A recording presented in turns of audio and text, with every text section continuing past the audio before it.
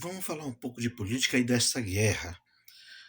Quando teve as duas grandes guerras, a Primeira Guerra e a Segunda Guerra, onde houve um desastre, muitas mortes, muita destruição, fez-se aí a ONU, os países se reuniram e o mundo não se tranquilizou totalmente, mas a maioria se tranquilizou em paz. Os países, depois da Segunda Guerra, que não tinham ditaduras, são os países que viveram em paz, se desenvolveram, principalmente a Europa, ao bem-estar social, tanto é que a Europa, a maioria dos países são parlamentaristas. Esses países parlamentaristas significa que você tem democracia, que existe um corpo de pessoas que representa determinada quantidade da população ou um segmento da população. Então não é uma coisa muito personalista, individual. E democracias no resto do mundo. Teve aí as ditaduras, mas a política de bem-estar social se expandiu no Ocidente e fizeram leis para isso, que têm que ser obedecidas para que essa paz seja duradoura. Então, se fez isso, valorizou o indivíduo. As pessoas tiveram mais importância. Como a gente dá importância à nossa vida na periferia, mais pobres que as pessoas sejam, elas têm os seus sonhos, elas têm o seu mundo, o seu universo.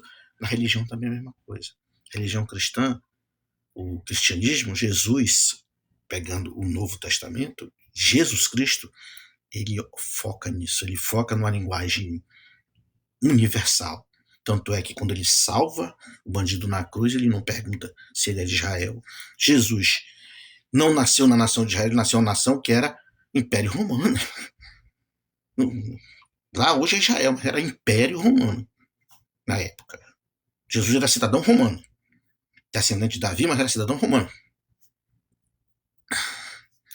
Jesus, quando faz a parábola do samaritano era outro povo discriminado pelos judeus.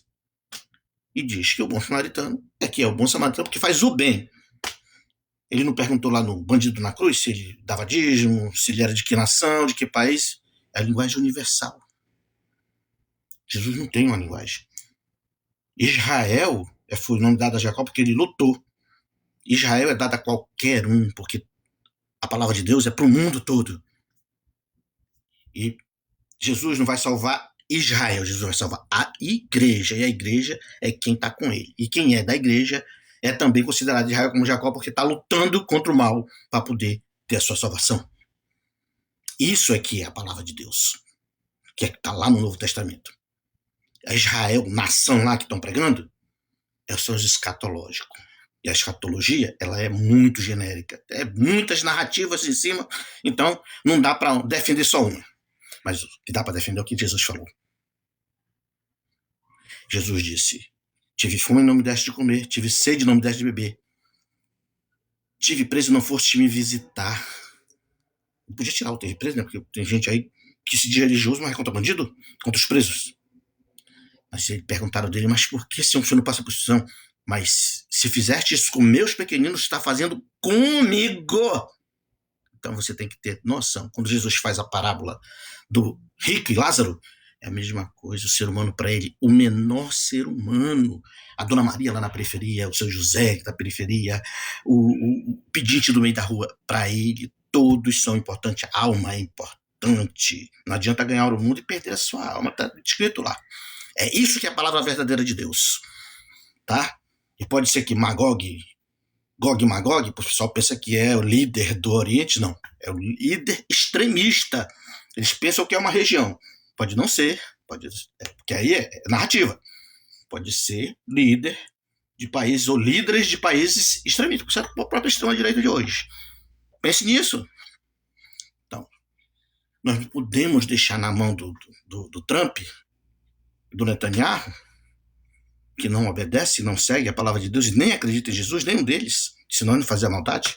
Pense que se Jesus descer, como vai descer no dito Armagedon, no dito fim do mundo, lá em cima, ele não vai dizer assim: olha, vem cá, Netanyahu, vem cá, Trump, aqui tem aqui, olha, aqui a área VIP de vocês. Não vai fazer isso. Ele vai pegar os pequeninos, que foi isso que ele falou.